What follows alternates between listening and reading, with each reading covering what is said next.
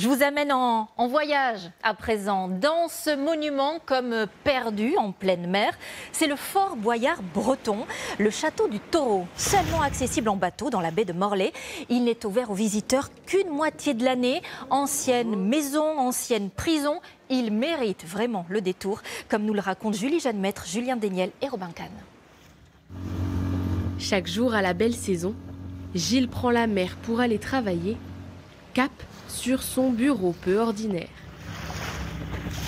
Un fort breton qui nous rappelle un autre monument bien connu.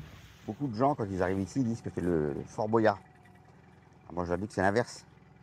Que c'est Fort Boyard qui ressemble au château du Taureau, parce que celui-ci a 150 ans de plus. Le château du Taureau, dressé sur son rocher, veille depuis près de 500 ans sur la baie de Morlaix. Gilles en est le gardien. Aujourd'hui, c'est une belle journée. La mer est belle, il n'y a pas de vent pour l'instant. Il y a beaucoup de visiteurs qui vont arriver, à peu près 500 visiteurs qui vont venir aujourd'hui. Tout juste le temps d'ouvrir les portes du château, que les premiers bateaux de vacanciers accostent sur le quai. Bonjour, prenez votre temps, on a le temps.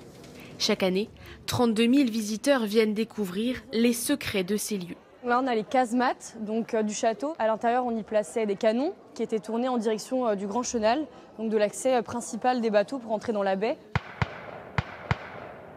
D'abord fort de défense contre les attaques anglaises, la bâtisse est quelques siècles plus tard transformée en prison. Donc là, on a une cellule qu'on peut voir avec les moisissures au mur qui avaient quand même pas mal d'humidité. Heureusement qu'ils avaient quand même leur cheminée pour se réchauffer. Avant la Révolution française, c'était les familles qui décidaient d'enfermer un membre de leur famille ici. Par exemple, si vous aviez un cousin qui était tout le temps ivre sur la place publique et que vous aviez honte, vous pouviez l'enfermer. Ces murs ont connu plusieurs histoires. Maison secondaire dans les années 30, le château du Taureau abritera ensuite une école de voile. Les visiteurs se laissent porter vers une autre époque. Oh, toi tu fais le pirate? On a deux chevaliers là. Quand on imagine les gens vivre dans les anciens cachots, etc., on se dit quand même, c'était pas très confort. Profitant de la vue, les esprits s'évadent aussi vers la mer. On voit partout, on voit le nord, on voit le sud, on est baigné dans le bleu de l'océan, c'est génial. Quand sonne l'heure de reprendre le bateau, Gilles, de nouveau seul sur le château, n'a pas le temps de s'ennuyer.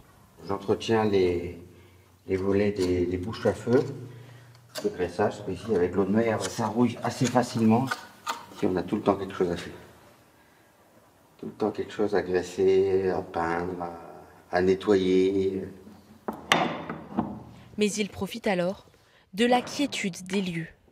Il y a un esprit ici, je sais pas, quand on est ici tranquille, seul, entre deux bateaux, c'est quand même quelque chose.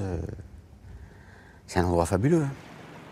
Plus que simple gardien du château du Taureau, il préserve aujourd'hui tout un patrimoine, une histoire.